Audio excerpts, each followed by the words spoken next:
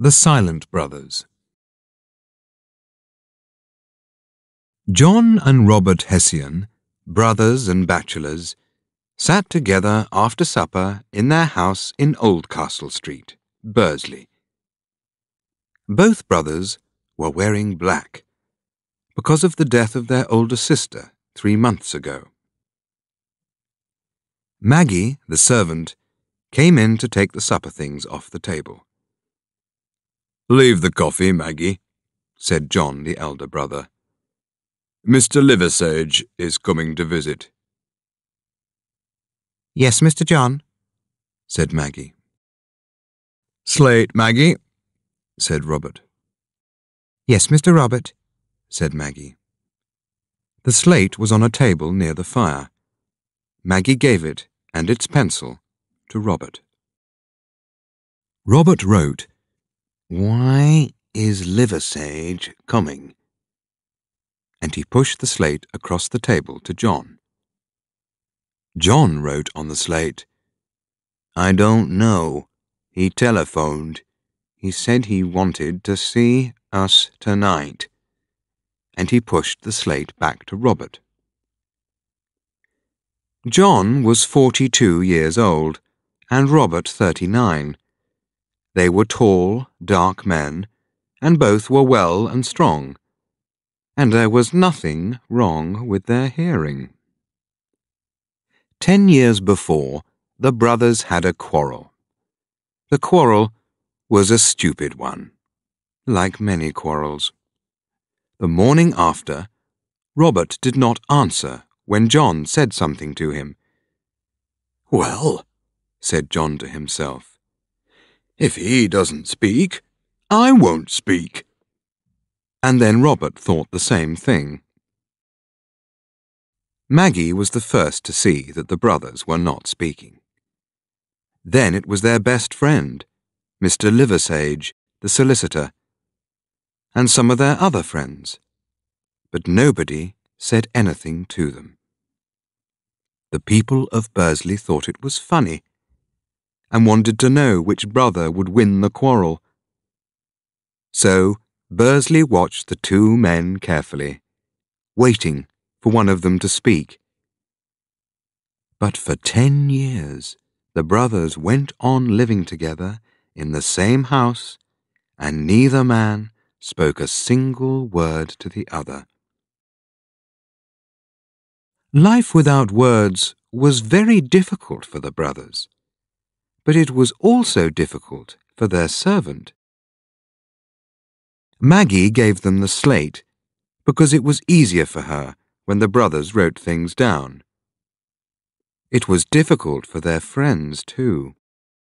They began to be a little bored when, at parties, each Hessian talked to everybody in the room, but not to his brother. There was just one thing wrong with this beautiful quarrel. The brothers worked together in the same pottery factory, and sometimes they needed to speak on business. But they spoke very coldly, and only inside the factory walls. And every evening, Bursley watched the two brothers while they walked home. One man 5 meters behind the other. How stupid it was! But Bursley said nothing. The conversation, by slate, that evening was just finishing, when there was a knock at the door, and Mr. Powell Liversage came in. He was an old friend of the two from their school days. He was also a bachelor, so his evenings were free. He came to see the Hessians every Saturday night, and usually John or Robert went to see him on Wednesdays. But today was Thursday. "How are you?" asked John, lighting a cigarette. "Well," replied Liversage. "How are you, Powell?" asked Robert. "Not too bad. And you?" He sat down and Robert gave him a cup of coffee. "Well," said Liversedge after a minute. He sounded a little uncomfortable. "We've found your sister's will, at last." "You haven't. When?" asked John. "This afternoon. It was with some old papers in the bank. Did you know that she had more than £12,000? "No," said Robert. The brothers knew that their sister, Mrs. Mary Bott, was rich. They knew that she had no children, and they knew, of course, that they were her only brothers. When she died 3 months ago, nobody could find her will. And now here it was. £12,000 between 2 people was a lot of money for each of them. But what did the will say? The 2 men wanted to know very much. But did they ask the question? Oh, no. Neither man wanted to be the first to speak. And so they sat in silence. "Do you want me to read the will to you?" asked Liversedge at last. "Yes," they both answered. Liversedge took the will out of his pocket.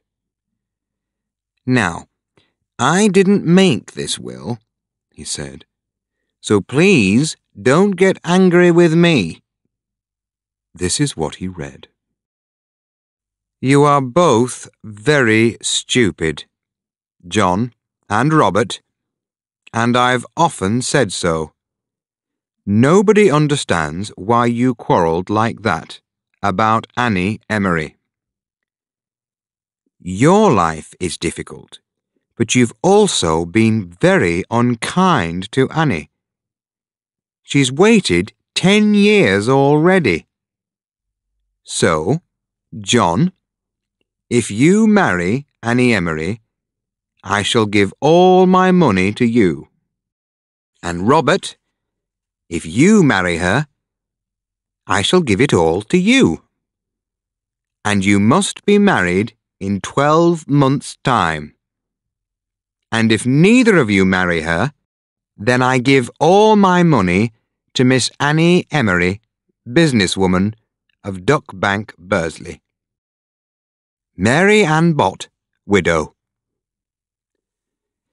"There, that's all," Liversedge finished. "Let me see," said John. Liversedge gave him the will, and he looked at it carefully. Robert walked round the table and looked at the paper in his brother's hand. All 3 men were silent for a few minutes. Each was afraid to speak, and even afraid to look at the others.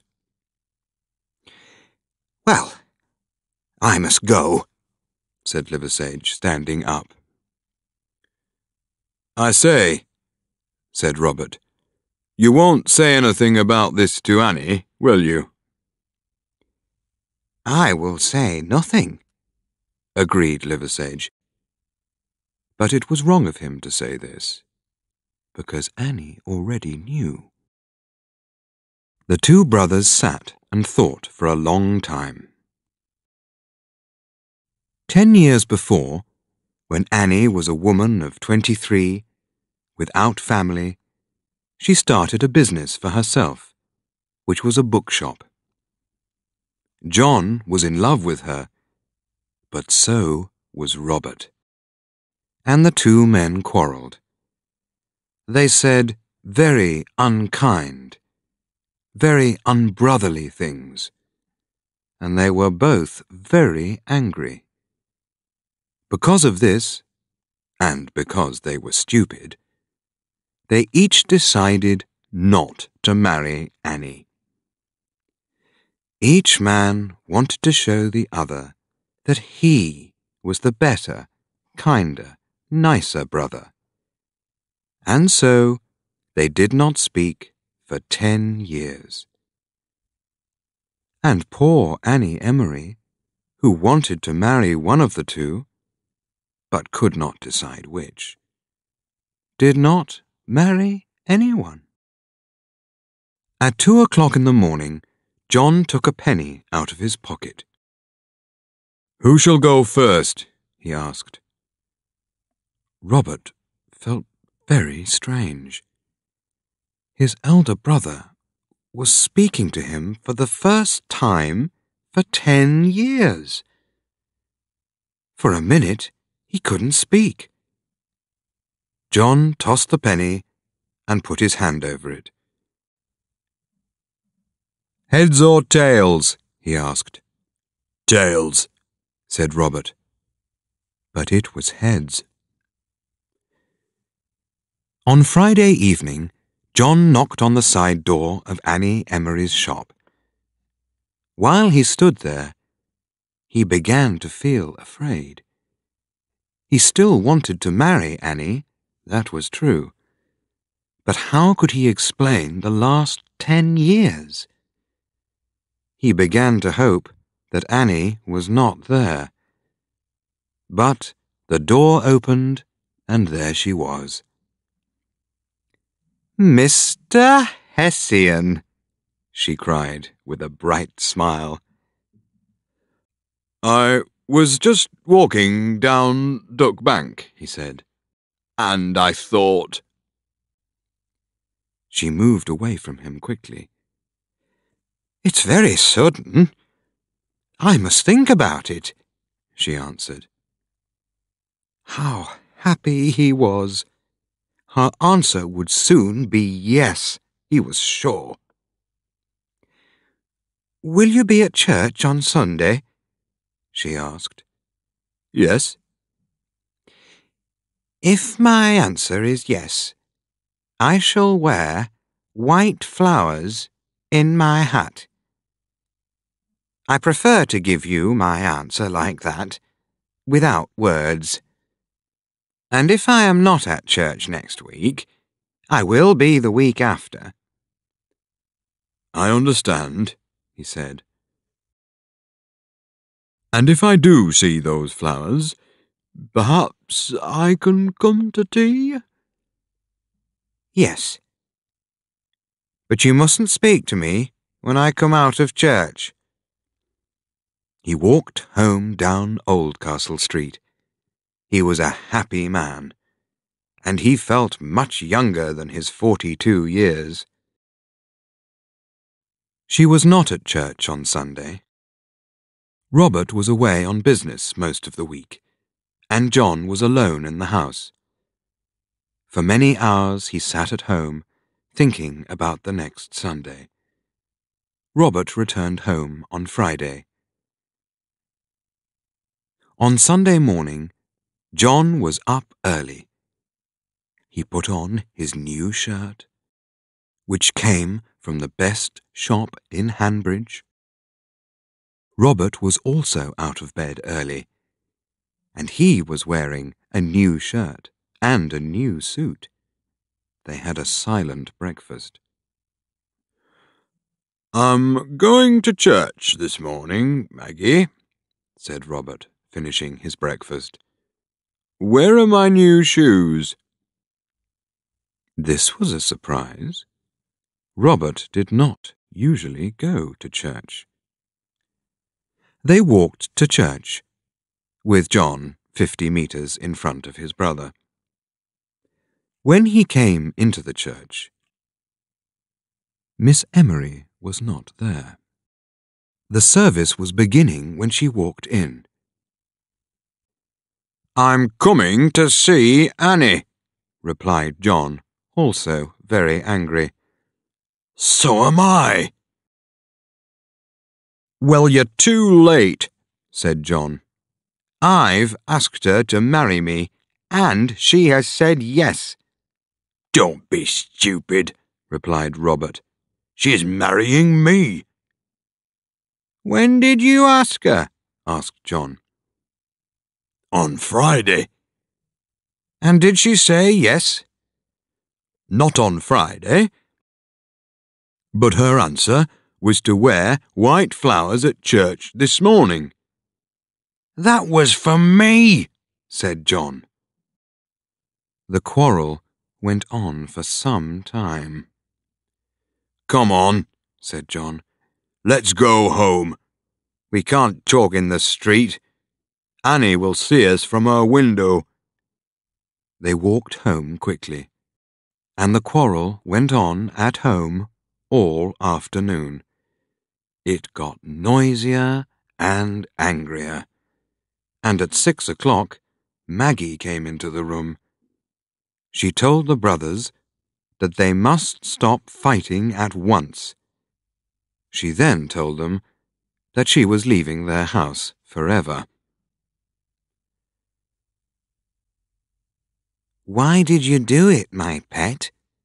asked Powell Liversedge. He and Annie Emery were sitting in the garden of his house in Trafalgar Road. "Why did I do it?" asked Annie. "Oh, they were so stupid, Powell. I know they're your friends, but really, for 10 years they said nothing to me, and then, because of their sister's money, they come to see me. And Powell, they were so stupid. They really thought that I liked them. I wanted them to meet at my house because I wanted to tell them what I thought of them. But I was watching from my bedroom window when they met in the street. They started to quarrel again, and then they went away." Powell was a little sorry to hear this, but he said, "Yes, of course, dearest," and took Annie's hand. Just then, Powell's mother, who lived with him, came down the garden. "Powell," she said, "John Hessian's here. He wants to see you." "I must go," said Annie. "I'll go across the fields. Good night, Mrs. Liversedge." "Good night, Powell." Liversedge went into the house and found John. "Powell," he said, "I've quarrelled with Robert. I can't stay at home. Can I sleep in your spare room?" "Of course, John. Of course." "I think I'll go to bed now, if that's all right." An hour later, there was another knock at the door, and Liversedge opened the door to Robert Hessian. "Hello, Powell," said Robert. "Can I sleep here tonight? I've had a terrible quarrel with John, and Maggie's gone, and I can't stay in the same house as John." "But what—" "Look, I can't talk. I'll go up to your spare room." "All right," said Liversedge. He took Robert up the stairs, opened the door to the spare room, pushed him in, and closed the door. What a night!